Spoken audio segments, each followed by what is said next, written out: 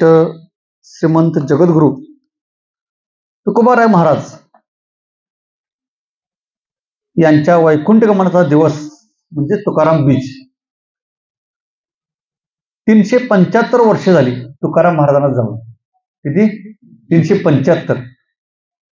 375 वर्षानंतर सुद्धा तुकारामांच्या इतका मोठा संत आजपर्यंत झालेला नाही. लक्षात ठेवायचं. ज्ञानेश्वर महाराजांच्या नंतर नामदेव महाराज झाले, नामदेव महाराजांनंतर एकनाथ महाराज झाले, एकनाथ महाराजांनंतर तुकाराम महाराज झाले, पण तुकाराम महाराजांनंतर तुकाराम महाराजच. 375 वर्ष झाली. तुमचं आमचं भाग्य काय मोठं माहिती आहे काय? आपला जन्म माऊली आणि तुकोबांच्या नंतर आहे. मी विचार करतोय, माऊलींच्या अगोदर ज्यांचा जन्म झाला त्यांनी कुणाला ज्ञानोबा तुकाराम कसा जयकार करायचा? विजयराव, किती मोठी भाग्याची गोष्ट आहे. मला सांगा, माऊली नामदेवराय महाराज, एकनाथ महाराज ही संत परंपरा, तुकाराम महाराज, छत्रपती शिवाजी महाराज, ज्यांच्यानंतर आपल्याला जन्म मिळणं किती मोठी गोष्ट आहे. ही भाग्याची गोष्ट आहे अक्षरशः. आणि म्हणून तुकाराम महाराजांचं आयुष्य काय? 41 वर्षाचं आयुष्य. किती? फक्त 41 वर्षाचं आयुष्य. मनुष्य किती वर्ष जगला त्यापेक्षा कसा जगला त्याला प्रचंड महत्व आहे. आणि म्हणून आज कितीतरी वेळा ज्ञानेश्वर महाराज असतील, तुकाराम महाराज असतील, यांचा जय जयकार जितका करावा तितका थोडा आहे. ज्यांनी समाजाला लक्षात ठेवलं त्यांना समाजाने लक्षात ठेवलं. नाहीतर तुमचे आमचे पण पूर्वज माऊलीच्या काळात पण होते. पण आता आजोबांच्या आजोबांचं नाव आठवा तुम्ही एका क्षणात. तुमच्या आजोबांच्या आजोबांचं नाव आठवायचं. आजोबांचं नाही, पंजोबांचं नाही, आजोबांच्या आजोबांचं. त्याच्या पाठीमागे जायचं म्हटलं तर आपल्याला हेळव्याकडे जायला लागते आणि कुळी मुळी काढणार लागते. मग ते कोकणातली गाव, काही गावांचं हेळवीच माहित नाही कोण आहे हेळवी. अशा सगळ्या परिस्थितीमध्ये साधू संतांनी जे काम करून ठेवलं, जे उपकार करून ठेवले ते अनंत आहेत. तुकाराम महाराजांचं कौतुक एका गोष्टीवर वाटतं. स्वतः तुकाराम महाराज संत आहेत, इतक्या उंची संत आहेत, तरी सुद्धा ते म्हणतात की या संतांनी माझ्या इतका उपकार केला की जीव जरी ठेवला तरी तो थोडा आहे. काय द्यावी याची वायू उत्तराई, हिवी तो पायी जीव थोडा. म्हणजे किती मोठी गोष्ट आहे. हे कुणाबद्दल म्हणतात? ते अगोदरचे. मग नाथ बाबा आहेत, नामदेवराय आहेत, चोकामेळ आहेत, करंमेळ आहेत, सगळे कानोपात्र असतील, माऊली असतील, निवृत्तीनाथ सगळे आहेत. अशा जगद्गुरु तुकाराम महाराजांच्या बद्दल काही चिंतन करण्याचा प्रयत्न आहे. जगद्गुरु तुकाराम महाराज माऊली जशी सुचवतील, शेवटी सुचणं ही त्याची कृपा म्हणायची. आपल्या हातात अभ्यास आहे, सूचना आपल्या हातात नाही. वाचन करणं आपल्या हातात आहे, काय सुचावं हे देवाच्या हातात आहे. आणि त्यामुळे जगद्गुरु तुकाराम महाराजांना विनंती करूया किंवा पुढील 1 तासभर तुम्हालाच वंदन आम्हाला करायचं आहे आणि तुम्हीच आम्हाला आमचा शब्दप्रबंध सांभाळावा, ही विनंती आहे. खरं अस्तिक प्रवचनाला उभी असते, पण आज तुकाराम महाराजांच्या बद्दल बोलायचं असल्यामुळं एक अभंग घेतलेला आहे. सगळ्यांना खूप प्रसिद्ध आणि प्रचलित अभंग आहे. तुकाराम तुकाराम नाम घेता कापी यम. तुकाराम तुकाराम नाम घेता कापी यम. धन्य तुकोबा समर्थ जेने केला हा पुरुषार्थ. धन्य तुकोबा समर्थ जेने केला हा पुरुषार्थ. जळी दगडा सहित वह्या, जळी दगडा सहित वह्या, तारी येल्या जैशा लाह्या. कशा लाह्या? म्हणे रामेश्वर भट्ट द्विजा, तुका विष्णू नाही दुजा. अभंग इथं संपलेला आहे. हा अभंग फक्त अधिष्ठानाचा एक विषय आहे, लक्षात ठेवा. तुकाराम महाराजांचं एकूण जीवन चरित्र आपल्याला प्रयत्न करायचा आहे समजून घेण्याचा. आता हा अभंग ज्यांनी लिहिलेला आहे ते आहेत रामेश्वर भट्ट. आता गंमत अशी आहे, रामेश्वर भट्टांनी मंबाजी सावकारानं तुकाराम महाराजांना प्रचंड छळलं. रामेश्वर भट्टांनी खूप छळ केला, इतका की गाता इंद्रायणीत बुडवण्यापर्यंत तिने आदेश दिला. धर्मपीठाचं अधिष्ठान त्यांच्याकडे होतं. आता गंमत अशी आहे, त्या रामेश्वर भट्टांचा अभंग आपण घेतलाय. मला एक मुद्दा एवढाच म्हणायचा आहे, एखाद्या व्यक्तीचं महत्व किंवा मोठेपण पटल्यानंतर आपण त्याचं मोठेपण मान्य करणार आहोत काय? आपलं काय असतं, एकांतात आपल्याला पटतं एखाद्या माणसाचा ह्यो माणूस चांगलं काम करतोय, खरं आपण मान्य करत नाही ते समाजात. अजिबात नाही. आपण काळजी घेतोय, अजिबात कौतुक होता कामा नये, स्तुती होता कामा नये. काय म्हणजे एखाद्या माणसाचं चांगलं गुण गायला अडचण काय आहे? तुकाराम महाराज म्हणाले, गुण गाईन आवडी ह्याची माझी सर्व जोडी. तुकाराम महाराज म्हणाले, मी गुण गाईन, चांगल्या माणसाचं गुण गाईन. पण आपलं ठरलंय काय वाटेल ते झालं तर एवढं आपण गुणाचं गायचं नाही. गुण गायचं कधी त्याला ऐकायचं बंद झालं, भेटायला टेकून बसवलं, मग सगळं पद्यात नाही गद्यात सांगायचं असा होता तसा होता असा होता, ते गुण कौतुक. मी म्हणतो माणूस हयात असताना त्यातले 25% जरी गुण गायले, म्हटलं अरे तू चांगलं काम करतोस, तू चांगलं बोलतोस, चांगलं काय नांगरतोस, सगळं काम करतोस, तर त्या माणसाला अजून प्रेरणा मिळेल.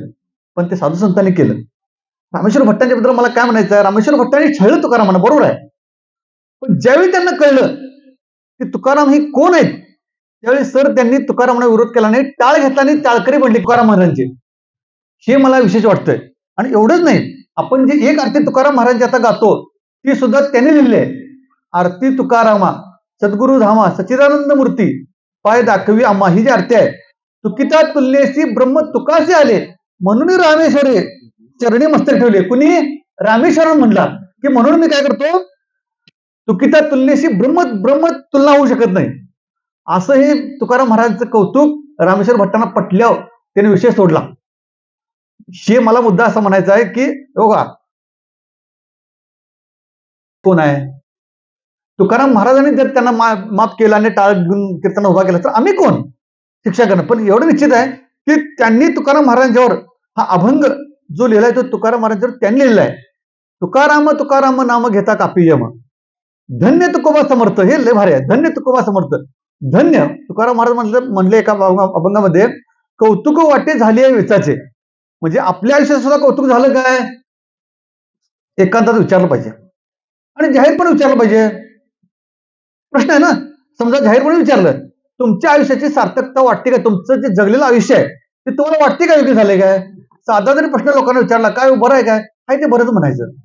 असं कसं काय, हाय ते बरंच कसं काय, म्हणजे याचा अर्थ काहीतरी अडचण आहे ना, म्हणजे याचा अर्थ काहीतरी अडचण आहे. तुकाराम म्हणून काही नाही, माझ्याकडे फ्रीज नाही, माझ्याकडे टीव्ही नाही, माझ्याकडे स्टँडर्ड कपडे नाही, काय नाही, माझ्याकडे काय मार्बोनाइट फरशी नाही, काय नाही, पण मी लय आनंदात आहे. किती आनंदात, आनंदाचे डोही आनंद तरंग, आनंदाचे अंगान इतका मी आनंदात आहे. एक जण म्हणायला तयार नाही, आता मी एवढा वेतन आयोगातला पगार असं सुद्धा माणसं म्हणतात जरा काहीतरी अडचण आहेच.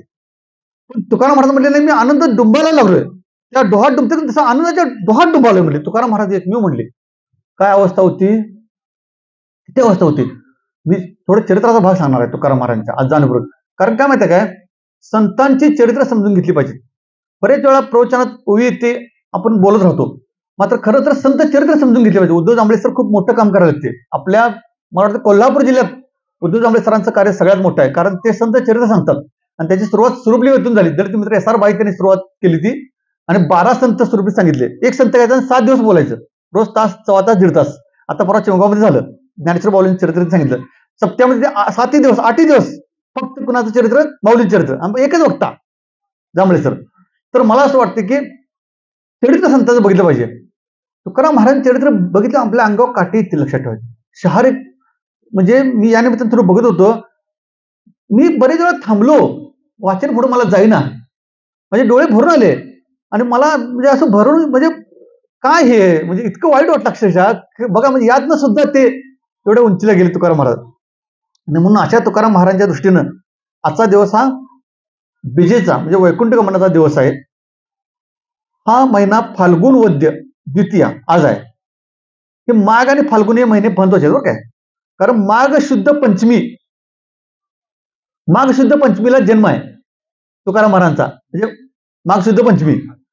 माघ शुद्ध दशमीला अनुग्रह आहे. माघ शुद्ध दशमी पाहुणी गुरुवार केला अंगीकार तुका म्हणे, राघव चैतन्य, बाबा चैतन्य, केशव चैतन्य सांगितले खून मालिकेची. तर ती कधी आहे, माघ शुद्ध पंचमीचा जन्म आहे आणि माघ शुद्ध दशमीचा अनुग्रह आहे. आणि फाल्गुन शुद्ध दशमी म्हणजे गेली एखादच फाल्गुन शुद्ध झाली, आता ही फाल्गुन मध्ये. तर फाल्गुन शुद्ध दशमीचा दिवस काय आहे, तुकाराम महाराजांच्या घराला पांडुरंग आला. आपण सगळे देवाकडे जातोय तर तिकडे देव तिकडे आला.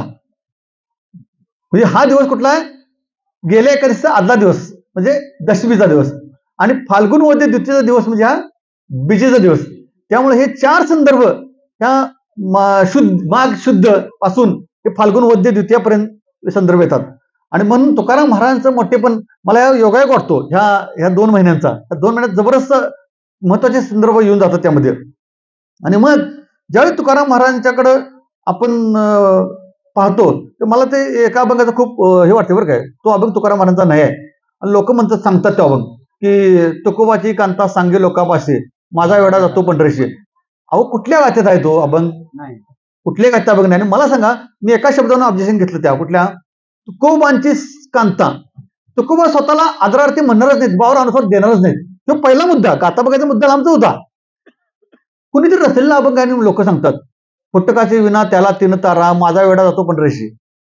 बरे नाही केले माझ्या माय बापे बदरी बांधले भिकाऱ्याच्या. अरे काय भिकारी? भिकारी होती तुकाराम महाराज? चुकीचा अभंग आहे हा. अभंग सांगणं चूक आहे. माझं म्हणणं आहे की अभंग सांगू नये, चुकीचा अभंग आहे. कारण तो अभंग गातेतला नाही आहे आणि शेवटी तुका म्हणे जोडले की आपल्याला काय वाटतंय तो गातेतला अभंग आहे. असं नाही ते. तुका म्हणे एका जनार्दनी जोडले की ते आता एका जनार्दनी जोडतात. कुठली बी गोळी सांगताना एका जनार्दनी म्हणतात. आता माझ्या दुधाला लावू नका डिग्री. एकनाथ महाराज इंग्लिश शब्द वापरतील डिग्री एका जनार्दनी. सोपं आहे म्हणायला, लावायला सोपं आहे हो, पण नाही तसं नाही ते. आणि तसं नाही. तुकाराम महाराज हे खूप श्रीमंत व्यक्तिमत्व होतं लक्षात. आज सुद्धा त्यांच्या पाठीमागे श्रीमंत शब्द वापरतोय. आता तो काय भौतिक श्रीमंतीच्या अंगाने नाही, पण भौतिक सुद्धा ते श्रीमंत होते. भौतिक सुद्धा ते श्रीमंत होते. अशा तुकाराम महाराजांच्या एकूण चरित्राकडे पाहिल्यानंतर हे म्हणतात की काय, जेने केला हा पुरुषार्थ. आता हा म्हणजे कुठला? धर्म अर्थ काम मोक्ष हे 4 पुरुषार्थ आहेत. पण तुकाराम महाराजांचं जीवन असं जीवन असू शकतं किंवा असं जीवन कंटू शकतं माणूस, हेच आश्चर्य आहे. आणि तुकाराम महाराजांनी निर्माण केलेली गाथा हाच 5 पुरुषार्थ आहे. त्यांनी केलेली भक्ती हाच पुरुषार्थ आहे. त्यांचं जीवन हाच पुरुषार्थ आहे खरं आहे. कारण एवढं सोपं नाही. आव्हान चॅलेंज देऊन जरी जगायचं म्हटलं तरी सोपं नाही. तुकाराम महाराजांच्या इतकं जगणं हे सोपं नाही. आणि हे का घडतंय तर तुकाराम महाराजांच्या घरामध्ये 8 पिढ्यांची वारीची परंपरा होती. किती पिढ्यांची? 8 पिढ्यांची. विश्वंभर बाबा हे विठ्ठल भक्त होते आणि विश्वंभर बाबांना त्यांच्या आईने सांगितलं पंढरीची वारी कर बाबा. महिन्याची घेतली नाही, 15 दिवसाची वारी घेतली. विश्वंभर बाबांनी 15 दिवसाची वारी घेतली आणि त्या विश्वंभर बाबांची वारी ज्यावेळी चालू होती त्यावेळी देव प्रसन्न झाला आणि स्वप्नात आला सांगितलं बाबा आता तू इकडे येऊ नकोस, आता मी तुझ्याकडे येतो. आणि ते पांडुरंग सत्ता सांगितलं दृष्टात देऊन की जी आंबराई होती, आंब्याची झाडं, त्यामध्ये तू खोद तिथं सापडेल सांगितलं. आणि त्यावेळी जी मूर्ती ज्यावेळी तिथं सापडली त्याचं विठ्ठल मंदिर बांधलं आणि तीच मूर्ती आज देऊच्या विठ्ठल मंदिरात स्थापित केलेली आहे.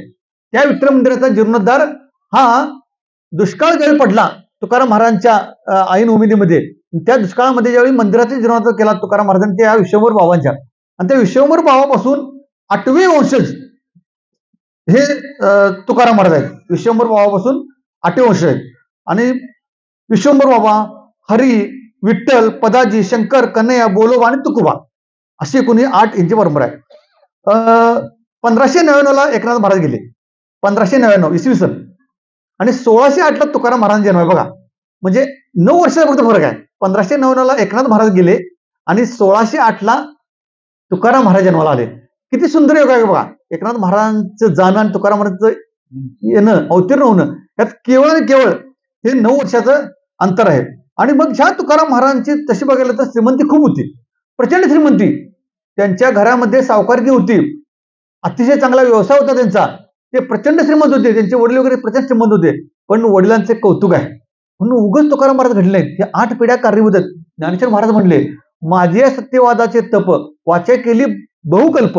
ते म्हणजे ज्ञानेश्वर महाराज म्हणाले हे आत्ताचं नाहीये, म्हणजे अनेक पिढ्यांनी हे बहुकल्प, अनेक पिढ्या त्यासाठी त्यांनी प्रयत्न केलाय आणि मग आता हे मला घडले म्हणजे ज्ञानेश्वर. त्याप्रमाणे वडिलांचा व्यवसाय होता, सगळं होतं. त्या वडिलांनी काय सांगितलं असेल तुकाराम महाराजांना?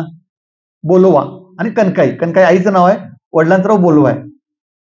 वडिलांनी सांगितलं की पैसे जास्त मिळाले म्हणून गर्व करू नको, भुकेलेला अन्न दे, तहान देण्याला पाणी दे, देवाची आठवण कायम ठेव, पंढरीची वारी चुकू नको.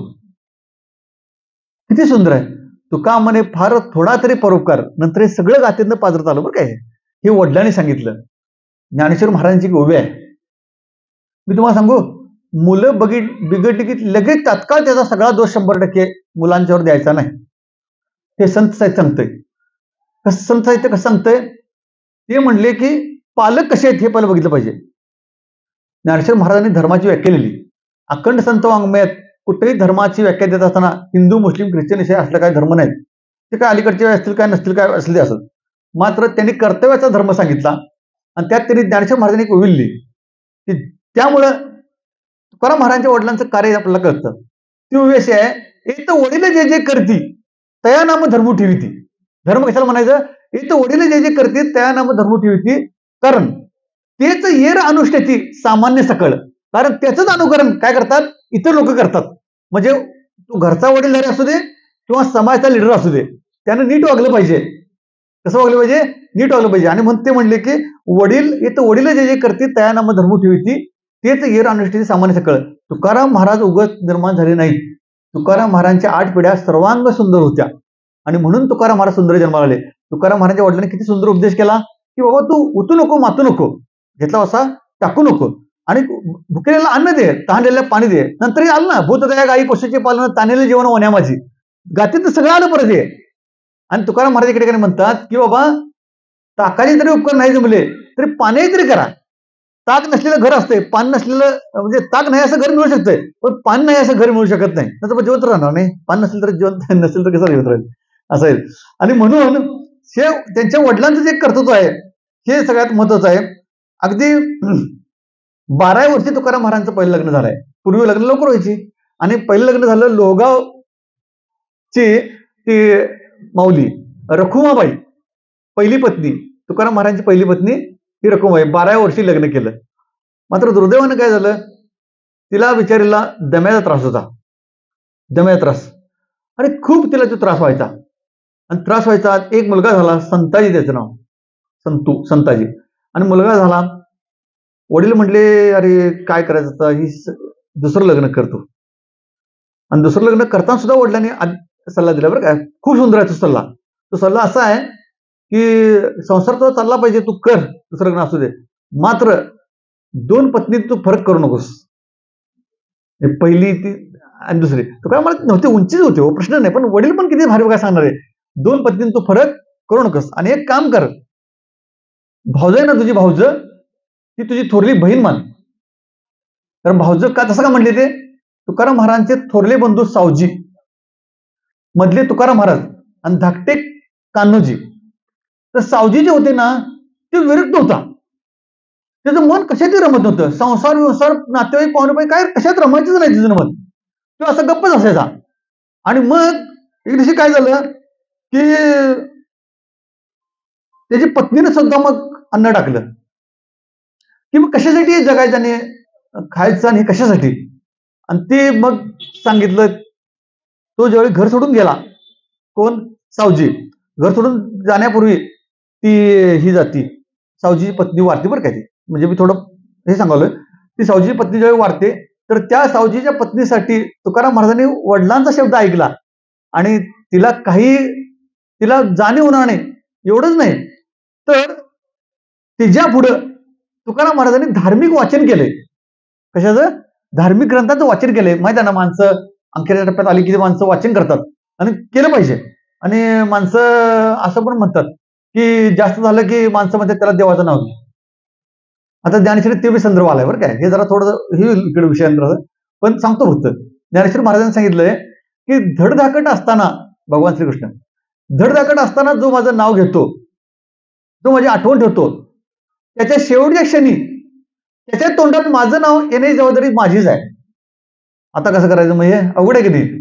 त्यामुळे ते म्हणले की चांगलं असताना माझं नाव घे, वाईट. मग ते माणसं काय म्हणतात, त्यानं आयुष्यावर कवा घेतलं नसतं, बहुतेक 5-6 बसतात, घे देवाचं नाव, ते कसं घेईल, ते घेत नाही. काय सांगू तुम्हाला, तरुणपणाच पुढे समृद्ध होतोय. तरुणपणा हात असा असेल द्यायसाठी तर म्हातारपणी तो हात अधिक समृद्ध होतोय. तरुणपणी माणूस हट्टी असेल तर म्हातारपणी अधिक हट्टी होते. माणसं म्हणतात लय म्हातार झाले का एवढं कसं अहंकार आहे. अहो नाही, ते अहंकार पिकला त्याचा, त्याची सेवा पिकली, त्याचं दान पिकलं, जो कसा आहे तसा. मग अपवाद म्हणून संतांचं साहित्य आचरणात आणून म्हणजे बदल करता येतोय, पण मग त्याला लय अपवाद म्हणून नाही. सहसा जेवढं घडत नाही, त्याला संत संग पाहिजे.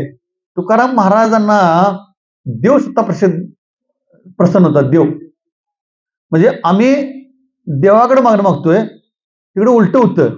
देव म्हणत होता तुला काय पाहिजे, आणि आमची लिस्ट केवढी मोठी आहे, एकदा आम्ही तुला एवढा नाळ दिला त्याच्याबद्दल तुम्हाला एवढं द्या पाहिजेस. पण ते काय नाही तसं म्हणले. ती एक गोष्ट आहे. एका भक्ताने विचारलं पांडुरंगाला पांडुरंगाचं कपाळ आणि पाय हे चपटे आहेत, है ना. ही काल्पनिक गोष्ट आहे, सार लक्षात ठेवायचा.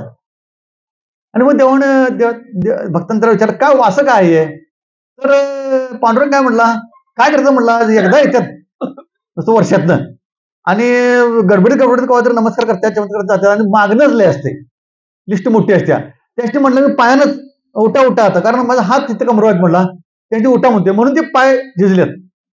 कल्पना. आणि मग देवा ह्याचं काय हे झालंय, तर म्हणलं असे काही जण येतात, त्यांना म्हटलं माग. ते म्हटले ह्याची दान दे का देवा, तुझा विसर न व्हावा. ते म्हटले माग. मी म्हणतोय, ते म्हणतात तुका म्हणे काही न मागो अनेक, तुझे पायी सुख सर्व आहे. मग पुढं काय, अशा माणसांच्या पायावर मी डोकं ठेवतो म्हणून ते चपट झाले. आता कसं करायचं, म्हणजे पाय चपट व्हायच्या बाजूला आपण असावं, काय डोकं चपट देवाचं व्हायच्या बाजूला असावं. तुकारामाने सांगितलं बघ, तुकाराम त्या बाजूला होते, म्हणून आमच्या आलसीनाथ सांगतात जगात डोंगरा एवढं पाप झालंय आणि दोरा एवढं पुण्य झालंय. मी म्हणतो दोरा होणं अवघड आहे, पण दोऱ्याच्या बाजूला तरी हाताळलं पाहिजे. बरं आहे ना, दोऱ्याच्या बाजूला हाताळलं पाहिजे. म्हणून माणसं म्हणतात बघा की चांगलं करता नाही आलं तरी वाईट तरी करू नये, असं म्हणतात. बरोबर आहे, त्या यासाठी म्हणतात. आणि म्हणून त्या सावजीची पत्नी ज्यावेळी अन्नावरची वासना उडली, त्यावेळी दुसरी पत्नी तुकाराम महाराजांची आवली बघा, ती जाऊ, ते पण शिकणार काय बरं काय, किती सुंदर. त्याला ते तूप, दूध, मेतकूट हे सगळं करून द्यायचं, सगळं ते फळांचं बारीक तुकडं करून द्यायचं, ती आवली करायची तुकाराम महाराजांची दुसरी पत्नी त्या जाऊसाठी. आणि तुकाराम महाराज वाचत बसायचे धार्मिक सगळं. एक रात्री ती गेली, बिचारी गेली. हा सावजी विरक्त झाला, हा गप्पच तिथं दर्शन घेतलं. अंतिम संस्कार सुद्धा आला नाही. तुकाराम महाराजांनी अंतिम संस्कार केले भाऊजाची आपल्या तुकाराम महाराजांनी. आणि शेवटी घरच सोडलं कुणी, सावजीनं. म्हणजे सावजीनं घर सोडलं. पत्नी वारली होती अगोदर, तुकाराम महाराजांनी सगळं ते बघितलं. ह्या सगळ्या काळामध्ये असा प्रसंग आला की नेमका तुकाराम महाराजांचे आई वडील गेले. बघा काय, तुकाराम महाराजांचे आई वडील गेले. तुकाराम महाराजांचा भाऊ कायमचा निघून गेला घरातनं, 3. तुकाराम महाराजांची भावजं गेली, 4. तुकाराम महाराजांची पहिली पत्नी गेली, 5. तुकाराम महाराजांच्या पहिल्या पत्नीपासूनचा मुलगा संतू गेला, 6. हे सगळं फक्त 4-5 वर्षातला आहे. आणि प्रचंड दुष्काळ पडला. तुकाराम महाराजांची पहिली पत्नी मी वाचलं परवा ते, तर पूर्वी खूप श्रीमंती होती, पण महाराजांनी सगळं हे दुष्काळात लोकांना देऊन टाकलं, सगळं देऊन टाकलं. आणि मग पहिल्या पत्नीला ज्यावेळी ती जास्त झालं तिला, तर आवली तिची सेवा करायची. त्यामध्ये असा आला चरित्रामध्ये उल्लेख की ती खीर करायला दूध सुद्धा घरात नव्हतं, आणि कन्या दिलेत, कन्या खायला तिला. आणि ती त्या तापामध्ये बडबडत्या, लाडू, खीर, मांडे, पुरणपोळी अशी बडबडती, नाही देता आलं. ती गेली तुकाराम महाराजांची पहिली पत्नी, लक्षात ठेवा, रखुमाबाई. म्हणजे देह कष्ट होते परोपकार आहे, हे जे आहे ना, किती अवघड आहे बघा. एवढंच नाही, मला इतकं वाईट वाटलं ते वाचताना प्रसंग तो. ती गेली, तिचा मुलगा संतू तो अत्यवस्थ झाला होता. काही दिवसानंतर अत्यवस्थ झाला. तुकाराम महाराज तिथे बसले, आणि तुकाराम महाराजांचं अगदी अक्षरशः दिवाळ निघालेला आहे. म्हणजे ते तुकाराम महाराजांनी लिहिलंय की ती एक स्त्री अन्न करता गेली दुष्काळानं. म्हणजे बघा, अन्न मिळायची परिस्थिती, त्या माऊलीला कन्या घालायची पळाली, तिला काही तेल तूप काही नाही. लक्षात ठेवा, तो मुलगा तो अत्यवस्थ होतोय, आणि तो रात्री काय बोलतो बाबांना की बाबा खायला काहीतरी दे ना. घरात काही खायला नसते.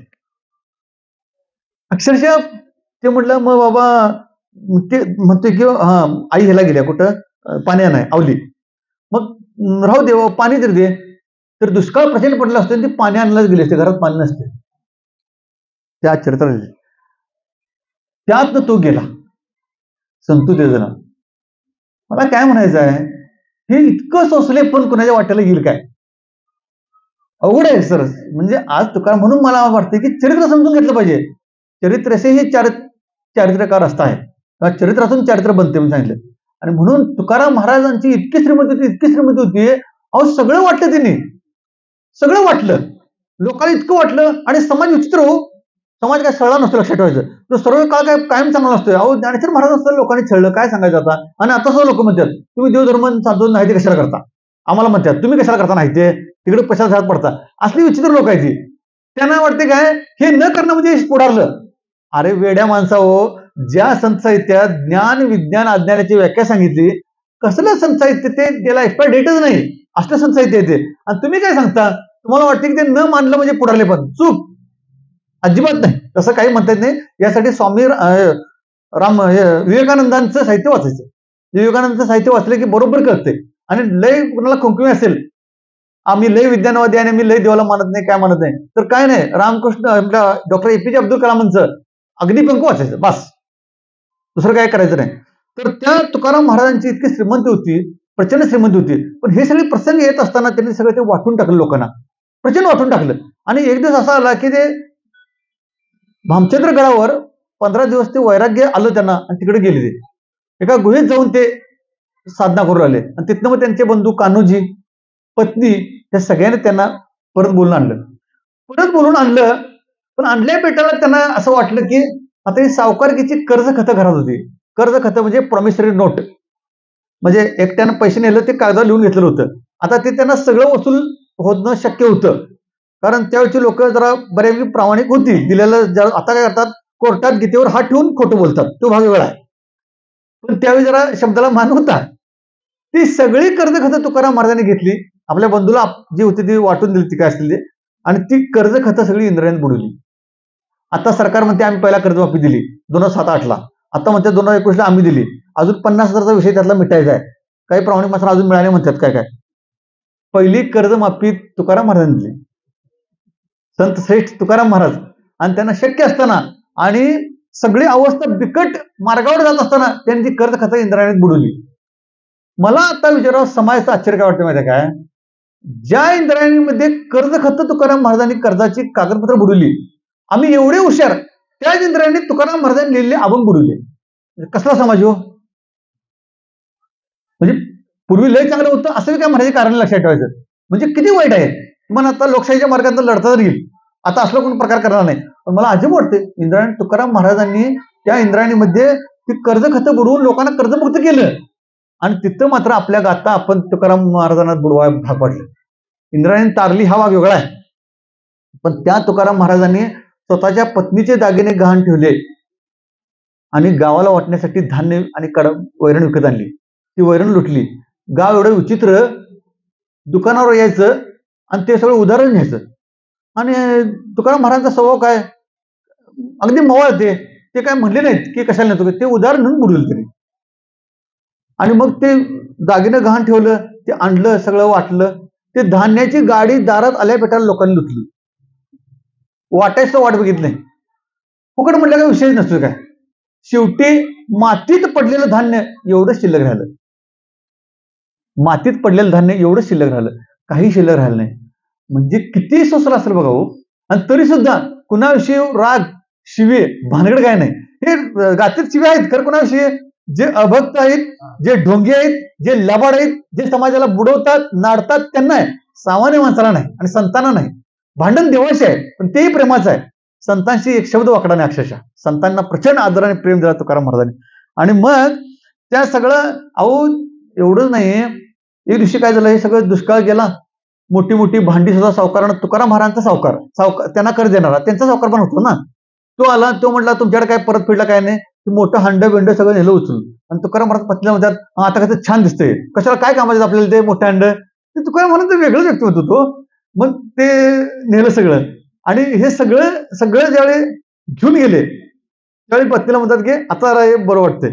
आणि मग म्हणून ते म्हणले बरे दुष्काळी पिढा गेली, ते सगळे देव असं म्हणले तुकाराम महाराज. दुष्काळ काय आटीला द्रव्य काय काय मान नेला, किंवा त्या अभंगामध्ये तुकाराम महाराज सुद्धा चरित्रच मांडले, ते भारी ते. तर मग त्या तुकाराम महाराजांचं हे ज्यावेळी असं चालू होतं सगळं संघर्ष, त्यावेळी गावाला काय म्हणत होतं, हे सावकाराचं घर आहे, लोक बघायला तयार होत दुसरं. आणि मग त्यावेळी एक समूह चालू करून यायला काय नाही ज्या घरात आहेच त्यावेळी 90 वर्षाचा एक माणूस पाटील म्हणून त्यांचं आडनाव आहे त्या ह्याच्या चित्रामध्ये ते आडवे गेल्याने म्हणले अरे या माणसानं सगळं आपलं होत्या नव्हतं सगळं घालवलं सगळं तुम्हाला होतं तेवढं शेवटपर्यंत जगवलं त्याची पत्नी गेली त्या अन्न अन्न करून मुलगा गेला त्याला लुटताय त्याला मारायला तुम्ही आणि एक काम करा म्हणले जायचं असेल तर माझा देह आडवा पडेल आणि माझ्या देहावर पुढे जा म्हणले मग ते समाज मागे सरला म्हणजे असा समाज सुद्धा विचित्र होता लक्षात ठेवायचं आणि म्हणून गाथा जवळची का वाटते ते सगळे संसाराचे चटके तुकाराम महाराजांनी सोसले होते आणि ते सगळे सोसल्यानंतर ते गाथे जेव्हा लिखाण आहे एक एक अभंग आणि एक एक शब्द वाचले की ते जे कळते काय उंची आहे ते कळते अक्षरशः तुकाराम महाराजांनी ज्या आत्मीयतेनं ज्या प्रेमाने लिहिलंय आणि म्हणून कान्होजीला ते एका ठिकाणी म्हणतात की कान्होजी म्हणले की दादा कर्जखतही बुडली आणि गाथाही तुझी बुडली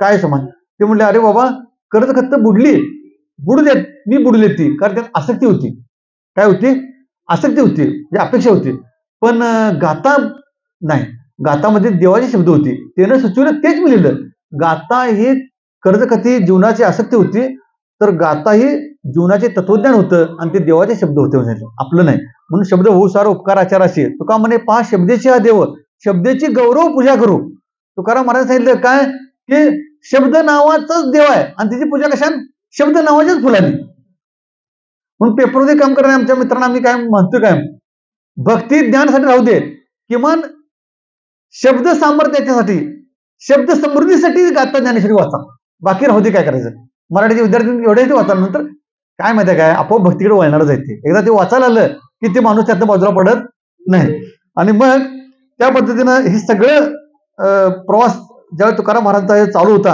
आणि या सगळ्या प्रवासात त्यांना पत्नीची साथ जी आहे ती खूप महत्वाची आहे कारण आवलीनं तुकाराम महाराजांचा हा संसार केला म्हणून तुकाराम महाराज जगताचा संसार करू शकले आणि आवलीनं संसार करणं सोपं नाही आता विचार करा नुसती सिलेंडरची टाकी संपल्याने रविवार आला गॅस टाकी मिळत नाही काय अवस्था होती आपल्या घरात दुसरी टाकी भरून ठेवायला ते लगेच लक्षात ठेवायचं सोपं नाहीये आणि ते मात्र काय करायचे छत्रपती शिवाजी महाराजांनी नजराणा दिला छत्रपती शिवाजी महाराजांनी शिवाजी महाराजांचे गुरु होते बरं काय तुकाराम महाराजांच्या समोर बसून शिवाजी महाराजांनी त्यांची कीर्तनं ऐकलेली आहेत म्हणजे आहेत प्रश्न नाही काय त्या तुकाराम महाराजांना शिवाजी महाराजांनी न मागता दागिने त्या मोहरा वस्त्र उंची दिली होती न मागता दिलं होतं आता आपल्याकडे काय मुद्दा आहे आपण समाजाचं लोबाडायचं नाही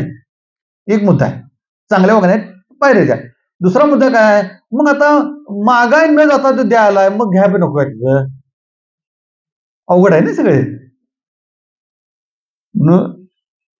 मोह टाळणं एवढं सोपं नाही लक्षात ठेवायचं तुकाराम आपण चित्रपट बघतो मी लहानपणी बघितला होता चित्रपट आणि मला असं ते तुकाराम महाराजांचा राग झाला का ते सगळं सजवून विजून शिवाजी महाराजांनी दिलं असतं आणि हे आलेले नसतात घरात तुकाराम महाराज बाहेर गेले असतात आणि तुकाराम महाराज बाहेर गेलेले असताना ते सगळं दागिनं बिगिनं घालत्यात जिजाबाई काय ती संसारी स्त्री होती ना आणि ते सगळे घातलं बितलं सजून विजून आहेत पोरं खुश आहेत आणि तुकाराम महाराज आले आणि म्हणले हे काय आहे हे बघा राजेचे सेवक आलेत कोण राजे छत्रपती शिवाजी महाराजांचे सेवक आले आणि त्यांनी तुम्हाला हे सगळं धन दौलत दिली हे नाही म्हणले हे स्वराज्याच्या कामाचं आहे कशाच्या स्वराज्याच्या कामाचं आहे हे आपल्या कामाचं नाही शिवाजी महाराज फार मोठं काम करतात आणि स्वराज्याच्या कामाचं हे धन आहे तिकडे हे करा आणि त्यांनी सांगितलं आम्ही तेने सुखी मना विठ्ठल विठ्ठल मुखी तुमचे येर वित्त धन ते आम्हा मृत्तिके समान आहे हे म्हणायला सोपं आहे ते तुकाराम महाराजांनी म्हणावं बरं काय एवढं सोपं लक्षात आता सोन्याने धन मृत्तिके समान म्हणता येईल काय आता सोन्यावरनं लग्न मोडायची बंद झाली ती आता पूर्वी मेहनत करतात काय दगड नाहीतर पूर्वी त्या तोळ्यावरून लग्न मोडायची आता काय गेलं आता आतावरून तिकडे द्यायची पद्धत झाली पर्याय नाही करतात काय पण आता अजून सुद्धा स्टोव भडकतात अजून सुद्धा विहिरीचे दगड निकळतात अजून सुद्धा दोराला अजून सुद्धा बातम्या लिहाव्या लागतात हे वाईट वाटतं अक्षरशः तुकाराम महाराजांच्याकडून हे शिकायचं आहे अहो काय नाही ज्या सोन्याला वास येत नाही जो सजवून खाता येत नाही काही त्याचा उपयोग ते म्हणजे तुकाराम महाराज काय नाही हे स्वराज्याच्या कामाचं आहे स्वराज्य उभं करायला हे मला नकोय आणि तुकाराम महाराज काय येतात पत्नीला म्हणतात हा मुलांचं काढा तुम्ही काढा सगळं काढून द्यावं ते काढल्यानंतर म्हणतात आता किती छान दिसतंय आता बघा किती मस्त दिसते बघा. काय बोलायचं, कसं आहे बघा. एवढं म्हणून म्हणतोय तुकाराम महाराजांचं जीवन सोपं नाही, तुकाराम महाराजांचं जीवन अवघड आहे. आणि मग ते सगळं पाठवलं. शिवाजी महाराज कीर्तनला आले, त्या कीर्तनमध्ये परचक्राची स्वारी आली आणि त्यावेळी देवाला धावा केला, अरे काय देवा हे, तुझ्या कीर्तनला महाराजांनी येऊन बसावं आणि संकटात सापडावं हे बरोबर. आणि मग ते प्रसंग तुम्हाला सगळ्यांना माहित आहे. प्रत्येकात शिवाजी दिसले, शिवाजी महाराज कधी गेले कळले सो नाहीत. ते तुकाराम महाराजांचे शिष्य होते शिवाजी महाराज. आता मला सांगा, नुसतं आमदार खासदारांनी असं ह्या गर्दीतनं मला बोललेलं सुद्धा असं माझं लगेच हे होतंय, म्हणजे माझी ओळख आहे असं असं मी त्या ठिकाणी बघतोय. तर शिवाजी महाराज ज्यांचे शिष्य होते तर तुकाराम महाराजांनी किती मिळवायला पाहिजे होतं. पण तुकाराम महाराज म्हणले नाही नाही, हे देवाचं काम आहे, स्वराज्य हे देवाचं काम आहे, तुम्ही करा. आणि एवढंच नाही, तुम्ही गातेमध्ये पायकीचे अभंग काढा. पायकीचे अभंग काढायचं, ते वाचताना असं वाटतं की तुकाराम महाराजांनी त्या पायकीच्या अभंगातून आदर्श सैनिक कसा असावा याची प्रेरणा दिली. ते पायकीचे अभंग आहेत नाही, ते पूर्णपणे आदर्श सैनिकाचे अभंग आहेत. ते वाचल्यानंतर असं वाटतं की ते देशात सैनिकच व्हावा, आदर्श राजाने आदर्श सैनिक कसा असावा त्याचा उल्लेख त्या पायकीच्या अभंगामध्ये आलाय. आणि म्हणून तुकाराम महाराजांचं हे कौतुक आहे की त्यांनी असा मोठा राजा त्याला त्या शिष्यत्वात अडकलं नाही. गुरुशी त्यांना ती वेगळ्या पद्धतीने तुकाराम महाराजांची उच्च होती. त्यांना काय बाबा चैतन्यांनी स्वप्नामध्ये दृष्टांत दिलेला होता, ते काय प्रश्नच नाही, त्याचा काय विषय नाही. मात्र तरी सुद्धा तुकाराम महाराजांचं हे कौतुक आहे की तुकाराम महाराजांच्या पत्नीनं त्यांचा संसारातून अतिशय नीटनेटका सांभाळला होता. आणि त्यांचं कौतुक आहे माहिती काय, गाथा बुडवण्याचा ज्यावेळी आदेश आला, रामेश्वर भट्टानं गाथा बुडवण्याचा आदेश दिला. रामेश्वर भट्ट म्हणजे सुप्रीम कोर्टाचा न्यायाधीश आत्ताच्या भाषेत, धर्मपीठ. रामेश्वर भट्टाचा काय आक्षेप होता की तू लोकांना कळेल सोप्या भाषेत लिहितोस, म्हणजे प्राकृत मराठीत, संस्कृत मध्ये लिहिलं पाहिजे, मात्र मुळात लिहिण्याचा अधिकार तुला दिला कोणी, ते रामेश्वर भट्ट म्हणजे कळलं कोण. आणि ते म्हणते तू ओबीसी, तुला कोणी अधिकार दिला. त्यावेळी ते विचित्र होत होते का, आता ते काळ संपला तो. पण ते म्हणले काय, हे तुम्हाला अधिकार, तुला अधिकार कोण द्यायला लिहायचा आणि वेदांचा अर्थ प्रतीत होईल असं तुझं ते अभंग असतात. होय, तुकाराम महाराजांनी काय लय भारी सांगितलं बरं काय. तुकाराम महाराज काय म्हणलं काय, 4 वेद वाचायचं, कव वाचायचं मला सांगा, आयुष्य केवढं, त्यातलं निम्म रात्रीत गेलं, अल्प आयुष्य मानव देह, शत गणिले ते अर्धरात्र खाय, मध्ये बाल तो पिढाक्षय रोग, मग भजनाशी काय उरले पाहेगा, राम राम स्मरा. मी म्हणतो ठीक आहे, पुढचं राहून सोडायचे. पण एवढं सगळं आयुष्य असताना एक आता 4092 अभंग जरी गाथेचे घ्यायचे म्हणजे आयुष्य अपुरा आहे, लक्षात ठेवायचं. एक अभंग माणसाला नामामणे ग्रंथ श्रेष्ठ ज्ञान देवी एक तरी होई अनुभवावी, नामदेव महाराज म्हणले. आणि मग त्या तुकाराम महाराजांनी सांगितलं की ऋग्वेद, यजुर्वेद, अथर्ववेद, सामवेद कधी वाचणार तुम्ही.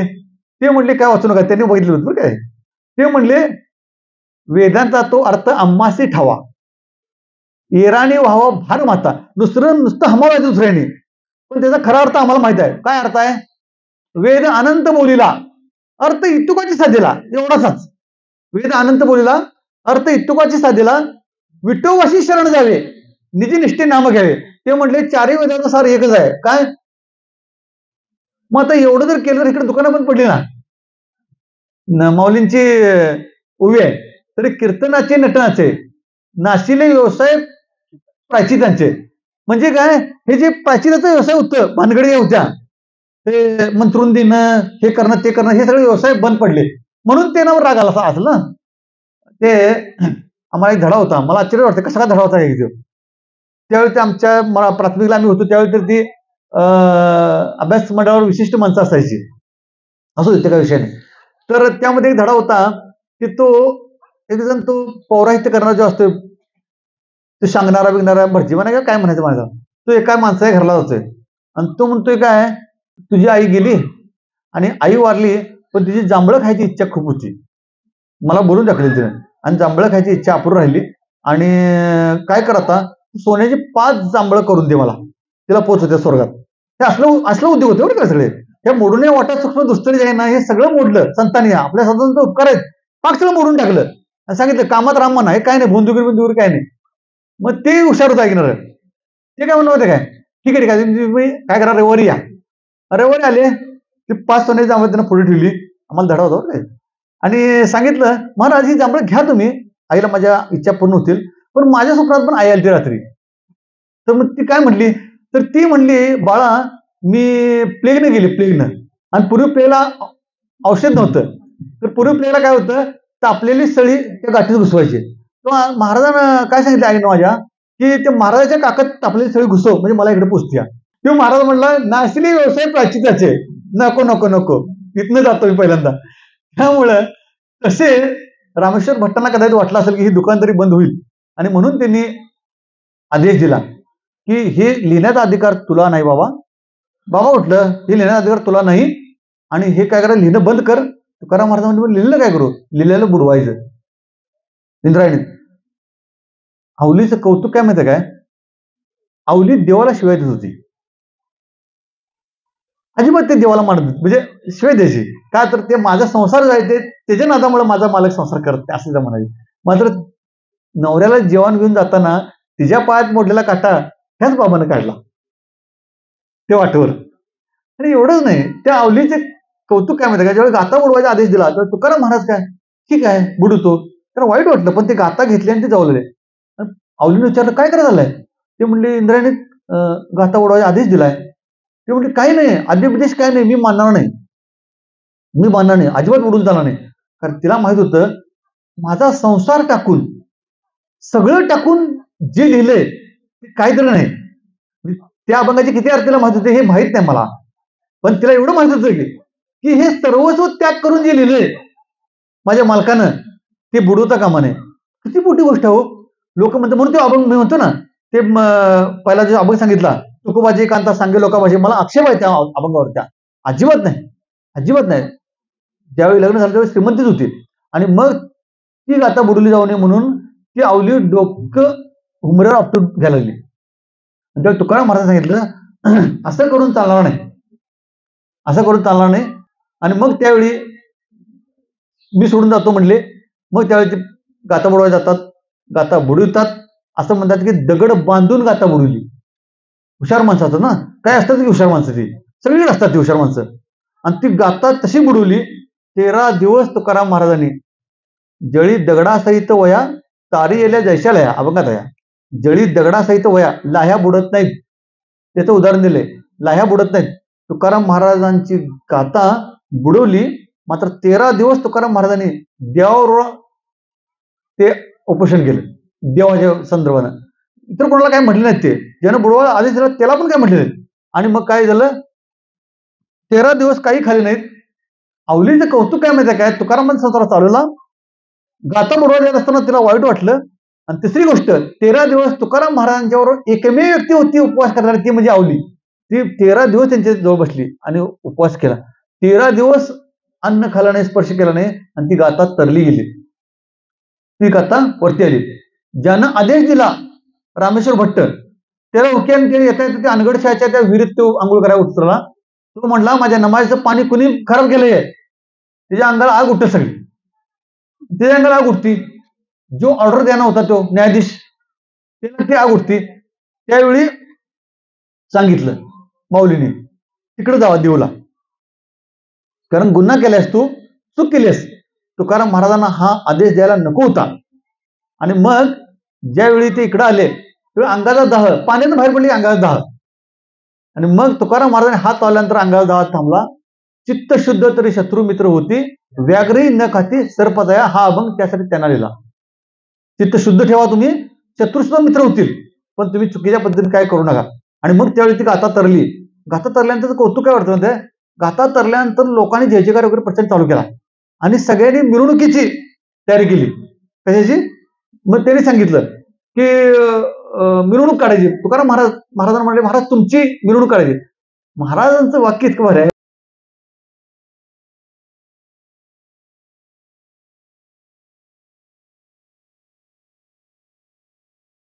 गाथेची मिरवणूक काढली आहे. सप्त्यामध्ये भानगड नसते बरं का असली काय. हा, ते ते तिकडं माहे, आज आमच्या गावची माहे तरी पण मी इकडे आलोय, कारण काय माझा त्याशी संबंध नाही ना, काय माझा काय संबंध आहे. तर त्या तुकाराम महाराजांनी सांगितलं की तुम्हाला जर मिरवणूक काढायची असेल तर कोणाची काढा, त्या गाथेची काढा. आणि अशा प्रकारची गाथेची मिरवणूक काढली. त्या तुकाराम महाराजांनी मध्ये संदर्भाला मिरच्याचा व्यवसाय केला, मिरच्या विकायचा. ती एक जण त्याने इथं देवळा पाठीमाग घर आहे म्हणला, आणि मिरच्या घेऊन गेला. तो परत आला नाही, हुडकाय गेले. ते म्हणजे आम्ही काय घेण्या गुरी, झालं बुडवलं. तुकाराम महाराज काय म्हणणार, ते पत्नीनं वडिलाकडनं पैसे आणले आणि सांगितलं मिठाचा व्यवसाय करा. मिठाचा व्यवसाय केला. त्या दिवशी 150 रुपये जमले मिठाचे, त्या काळात 150 रुपये जमले. येता येता एक ठिकाणी भजन कीर्तन चालू होते, तिथं गेले, ते कीर्तन केलं, आले. तिथे एक जण भेटला आणि तो म्हटला सावकार आलाय जप्ती करायला आणि आम्ही 5 जण आत्महत्या करायचं म्हणतोय. माझा जावई वारलाय आणि मुलगी इकडेच आहे, तिला 2 मुली, माझी सून, मुलगा आणि मी, आणि आता काय करूया महाराज आणि काय करायचं, उद्या आता सावकार येणार आहे. ते म्हटले किती रुपये लागतात, ते म्हटले मला 100-150 रुपये पाहिजेत. तुकाराम महाराज म्हटले आहे की मॅड, हे घे. झालं, दिलं.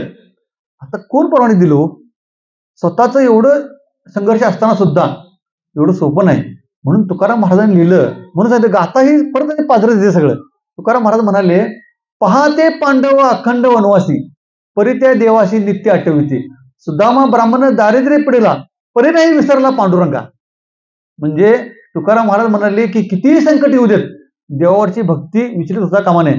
आपलं काय ठरलंय माहिती काय, देवानं आपल्याला किती भौतिक सुविधा दिल्यात ह्याच्यावर त्याची कृपा आपल्याला अवलंबून आहे. आपल्याला आता ऐकू येतंय, आपल्याला आता चष्मा लावून आता दिसतंय, आपल्याला चालू शकतोय आपण 17 वर्ष सुद्धा, देवाची कृपा आपल्याला वाटत नाही. एक एक अवयव गेल्यानंतर कळतंय देवाची कृपा कदाचित.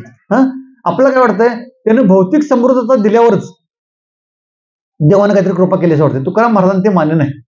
तुकाराम महाराजांना ते मान्य नाही. तुकाराम महाराज म्हणले की पहाते पांडव अखंड वनवासी, पांडव अखंड वनवासात होते तरी सुद्धा ते देवाला विसरले काय नाही, अजिबात विसरले नाही. सुदामा ब्राह्मण दारिद्र्य पिढीला, परी नाही विसरला पांडुरंगा, मात्र तो पांडुरंगाला विसरला नाही. अशा पद्धतीने तुकाराम महाराजांनी जे आयुष्य जगलेत ते इतके देवावर इतकी श्रद्धा, इतकी निष्ठा. वडिलांनी सांगितलं होतं की वारीचा नेम चुकू नको, रावळाची पूजा चुकू नको, म्हणजे विठ्ठल मंदिरात ज्या विठ्ठल मंदिराचा जीर्णोद्धार केला त्या. आणि इतकी भक्ती तुकाराम महाराजांची होती. भक्ती हाच 5वा पुरुषार्थ आहे. भक्ती नावाचाच प्रचंड मोठा. आणि ती भक्ती करत असताना तिने वाट कोणाला विचारली, चरण चरण हनुमंता तुझा आलो रामदूता, काय भक्तीची आता वाटा म्हणजे दावा सोबटा. म्हणजे तुकाराम महाराजांनी वाट हनुमंतरावला विचारली, तर हनुमंतराव दासी भक्तीचं प्रचंड मोठं उदाहरण आहे अक्षर. त्या तुकाराम महाराजांच्या घरला देव पाहुणा म्हणून आला. देवाचे एक वैशिष्ट्य आहे, देव पाहुणा म्हणून कोणाच्या घरला जातोय ही इंटरेस्टिंग आहे. ज्ञानेश्वरीची ओवी आहे, पै भक्ती एक मी जाणे, पै भक्ती एक मी जाणे, ते तर सान थोर न म्हणे, मी फक्त भक्ती पाहतो, सान लहान मोठा मी बघत नाही, श्रीमंत गरीब कुठल्या जातीचा मी बघत नाही. पै भक्ती एक मी जाणे, ते तर स्थान थोर न म्हणे, आम्ही पाहुणे भावाचे. कुणाचे? चुलत भावाचे नव्ह, भावाचे म्हणजे प्रेमाचे, भक्तीचे. थोर प्रेमाचा भकेला, हाची दुष्काळ तयाला, ऐका महिमा आवडीची, बोरे खाये भिलिनेची, उच्चिष्ट अथवा थोडे, तुका म्हणे न पाये भक्ती पुढे. भक्ती पुढे मी उच्चिष्ट आणि थोडं बघत नाही. नाहीतर त्या शबरीची बोरं काय होती, तिने कधी कोलगेट लावलेलं नव्हतं. लक्ष्मणराव म्हणले नाही नाही तुम्ही काय कोलगेट लावलेलं नाही, राम भैया तूच बघायचे. प्रभू रामानं ती काय भिल्ले खाये भिलिनीची, बोरे खाये भिलिनीची, त्या भिलिनीची बोरं खाली. अशा पद्धतीनं त्याने सांगितलं की भक्ती एक मी जाणे, ते तर सान थोर न म्हणे, आम्ही पाहुणे भावाचे भलती या. तो भलत्या कुळाचा जरी असला तरी आम्ही तिचं प्रेम बघतो. प्रल्हाद हा राक्षस कुळातला होता, तो इकडचा नव्हता लक्षात ठेवायचा. मात्र ते प्रल्हादासाठी नरसिंह अवतार एका कारणासाठी घेतला. फक्त एक कारण घेतलं, त्याचं ऑपरेशन केलं, संपला विषय. विषय संपला, पुन्हा नाही अवतार लक्षात ठेवायचं. रामकृष्ण पूर्ण अवतार आहेत. असे देवानं सांगितलं की मी त्याचा भाव बघतो, ज्याचा भाव त्याचा देव. श्रेष्ठ आहे ना भाव, आणि भाव हा सौभाग्य अलंकार आहे भक्तीचा. बाबा महाराज सातारकर म्हणतात हे वाक्य. आणि मग अशा भावापोटीच, अशा प्रेमापोटीच देव तुकाराम महाराजांच्या घरला आले. आपण सगळीच देवाकडे जातो, पण देव काय झालं, तुकाराम महाराजांच्या घरी आले. आणि त्याचा उल्लेख तुकाराम महाराजांनी अभंगात केलाय. म्हणून अभंग व्यवस्थित वाचले पाहिजेत. अभंग गात असताना सुद्धा आपण भजनात गातो अभंग म्हटले पाहिजेत. आणि ते म्हटल्यानंतर सुद्धा का दिलेले, त्याच्या पाठीमागे अर्थ काय आहे. आपुलिया हिता जो असे जागता, हिता तिथं स्वार्थ म्हणलेलं नाही, गोंधळ करायचा नाही. आपुल्या हिता जो असे जागता, धन्य माता पिता तयाच्या, त्याचे माता पिता धन्य आहेत, तो स्वतः हितासाठी जागा असतो. असा प्रत्येक शब्दाचा अर्थ खूप सुंदर आहे आणि एकदा बघायची सवय लागली की माणसाला ते व्यसन लागते आणि चांगलं व्यसन आहे. अर्थ बघण्याचं, शोधण्याचं, वाचनाचं व्यसन चांगलं आहे. आणि मग तुकाराम महाराजांनी लिहिलं ते पाहुणा देव म्हणून कळला, पाहुणा आला देव. आपल्या पण घरला पाहुणे येतात, मग आपण काय काय करतो तयारी. आता काय मोबाईल जरा पाहुण्यातला इंटरेस्ट पण कमी झाला थोडा खरं. पूर्वी जरा मोबाईल नव्हतं त्यावेळी पाहुणा निघाला कळायचं नाही, फक्त हे पडपडलं की आई म्हणायची कोणतरी येणार आहे भो हे पापणी भो आहे ना. आता ते काय विषय झाला नाही. आणि मग काय म्हणायचं आपण विओलिन जुळायची, अरे तुझीच आठवण येईल ती भावाला म्हणायची ती, आणि तूच कसं आलास. म्हणजे कसं ते मन कसं हे मिस कॉल त्यावेळेचा हो तो मनाचा. तुका म्हणे होय मनाशी संवाद, हे आपलाच वाचाय सोडं, पण ते मनाचं मनाशी सुद्धा विओलिन जुळलं पाहिजे. आणि त्या पाहुणा आल्यानंतर तुकाराम महाराज म्हणलं तर काय करायचं. तुकाराम महाराजांनी लिहिलं आवरणामध्ये, पाहुणे घरासी आज आले ऋषिकेशी. ऋषिकेश भगवान श्रीकृष्ण किंवा परमात्मा पांडुरंग. पाहुणे घरासी आज आले ऋषिकेशी, काय करू उपचार. खूप म्हणले, खूप मोडकी जर्जर. राहायला काय आहे, खूप ती बी जर्जर आहे अशी पाक हल्लेली.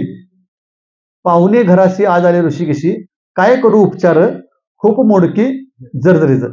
मग आता करायचं काय, घरात काय आहे, एक स्त्री अन्न करता मिळेल, घरात काय आहे. तुकाराम महाराज म्हणले, दरदरीत पाण्यामध्ये रांधलेल्या कन्या. देवासाठी काय घातलं, कन्या. आता डाएटसाठी कन्या खात्यात, तो भावी वेळा आहे. आमच्या त्या मित्र श्रीरंग गायकवाड त्यांनी लिहिलं होतं पोराच्या फेसबुकला, डाएटसाठी कन्या खातात, पण कन्या फार महत्वाच्या आहेत. तुकाराम महाराजांच्या त्या पत्नीला सुद्धा कन्या मिळाली होती. इकडे देव आला आणि देवाला तुकाराम महाराज म्हणले, बाबा घरात काय नाही, दरदरीत पाण्यामध्ये रांधलेल्या कन्या. आणि देव सुद्धा काय लय पंचपक्वानाला अडकत नाही बरं काय, कारण तो एक ठिकाणी शिष्टाई करायला गेला होता बाबा. ते म्हणले दुर्योधनला, अरे बाबा युद्ध नको, युद्ध नको, लय माणसाचा रक्तपात होतोय, माणसं वाईट होते. तो ऐकायला तयार नाही. शिष्टाई मोडली. भगवान श्रीकृष्ण शिष्टाई मोडली असं म्हणतात. आणि असं लिहिलं गेलं की 72 प्रकारचं भोजन श्रीकृष्णासाठी बनवलेलं होतं दुर्योधनानं, पण ज्याची बुद्धी दूर नेती तो दुर्योधन. भगवान श्रीकृष्ण म्हणले, तुझ्याकडे जेवणार नाही. कुणाकडे जाईन मी, विदुराच्या कन्या बक्षी. विदुराकडे कन्या खायला गेले, कारण का कुणाची संगत करावी आणि कुणाचं खावं ह्याच्यावर पण विचार ठरत असतो. शाकाहाराचा उगच पुरस्कार केला नाही वारकरी परंपरेनं, माझं काय कुणावर म्हणणं नाही बरं काय, पण शाकाहार पुरस्कार काय केला तर विचार पण तसे बनावेत ही त्या पटाची भूमिका आहे. आणि म्हणून ते म्हणले की विदुराच्या कन्या खायला झाली तिकडे, आणि म्हणून भगवान श्रीकृष्ण विदुराच्या कन्या खायला गेले. बळावामध्ये सुद्धा दिवाळीच्या वेळी कन्या प्रसाद असतो तिकडं, असतोय ना, हा कन्याचा. म्हणून लक्षात ठेवायचं की काय खाल्लं यापेक्षा सात्विकता खाली काही महत्वाची.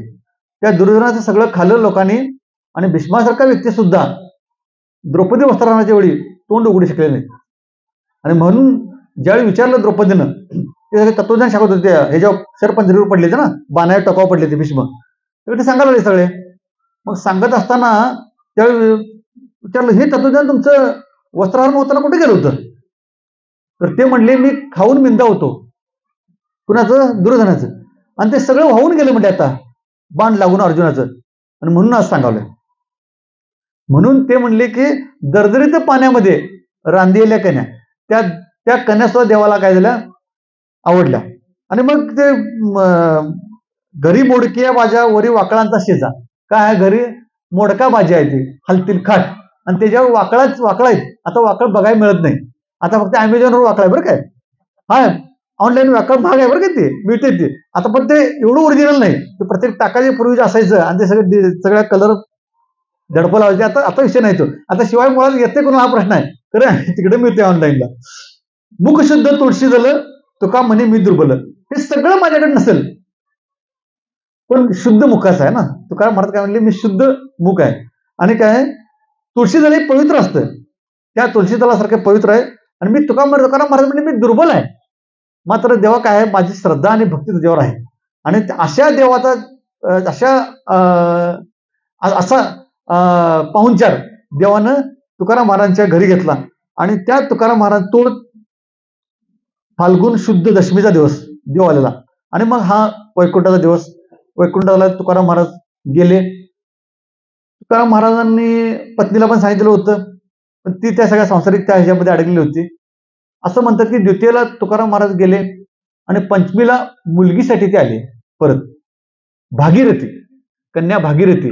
भागीरथीचं वैशिष्ट्य असं आहे, ती लहान होती भागीरथी आणि अनगडशा फकीर तिकडं कटोरा घेऊन, वर मला कटोरा पण दिसलं बरं काय, सरांच्या इथं कटोरा आहे, ते कटोरा घेऊन अनगडशा फकीर दारात आलेला होता आणि ती ओंजळ भरती आणि पीठ वाढत जाते. तेव्हा ती आवली काय करते, हातावर मारते, एवढं पीठ कुठं देतेस, जरासं वाढ, कारण ते घरात नव्हतं ना काय, तर ती सगळं पीठ टाकते आणि फक्त हात रिकामा घेऊन जाते आणि हात झाडते, तो कटोरा भरतोय. तो म्हणतो अनगडशा, ही एवढीशी चिमुकली, हिच्या फक्त हात झाडण्याने कटोरा भरतोय, ही सामान्य नाही.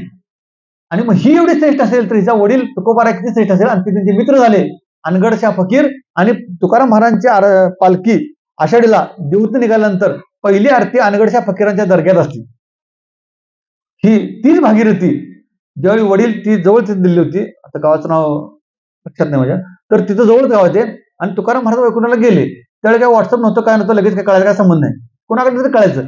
मग ते कळल्यानंतर ते म्हणले की असं कसं झालं, आणि मग ते आली अनुष्ठानाला बसले, दुःख फार झालं आणि ती पण उपोषणाला बसली. आणि त्यावेळी तुकाराम महाराज म्हणतात की पंचमीला आले, पाचव्या दिवशी, म्हणजे द्वितीया, तृतीया, चतुर्थी, पंचमी.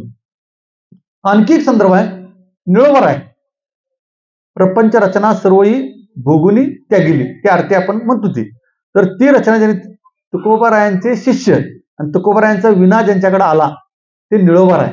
त्या निळोबारायांनी सुद्धा 42 दिवस उपोषण केलं होतं. आपल्याला फक्त गांधींचं माहिती आहे, पण हे पण आहे बरं का त्याच्या अगोदर. पण उपोषण केलं कशासाठी, तुकाराम महाराजांनी मला दर्शन द्यावं. त्या तुकाराम महाराजांनी निळोबारायांना दर्शन दिलं होतं, निळोबारायांना आशीर्वाद दिला, निळोबारायांना तो विना दिला, निळोबारायांच्या घरी जेवण केलं, ते परत गेले. आता प्रश्न असा आहे की वैकुंठ गमन हा विषय आहे.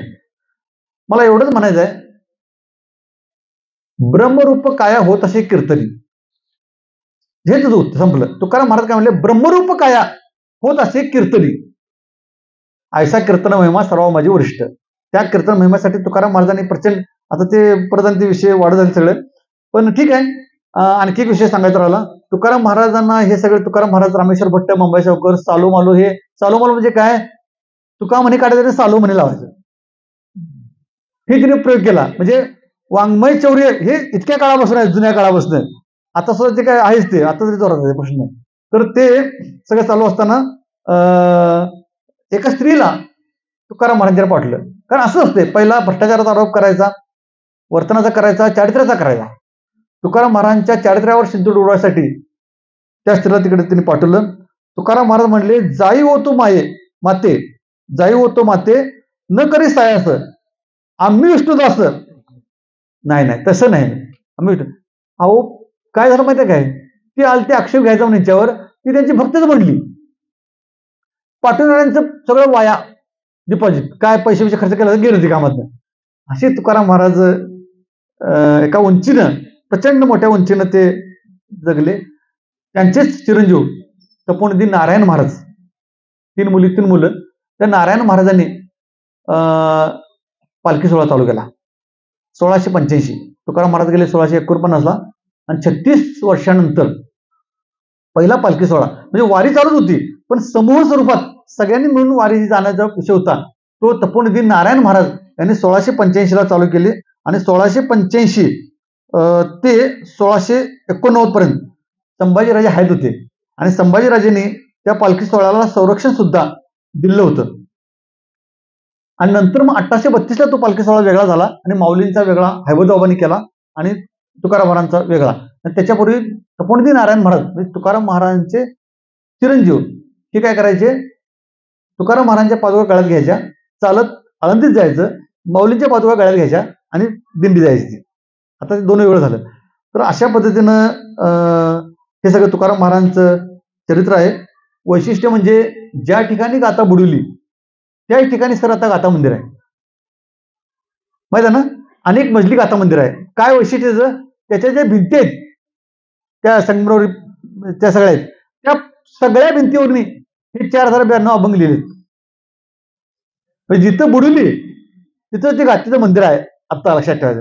आणि म्हणून त्यांनी जे सोसलं जे काही सोसलं त्याचा विचार थोडाफार करण्याचा प्रयत्न आजच्या प्रवचनात केलाय.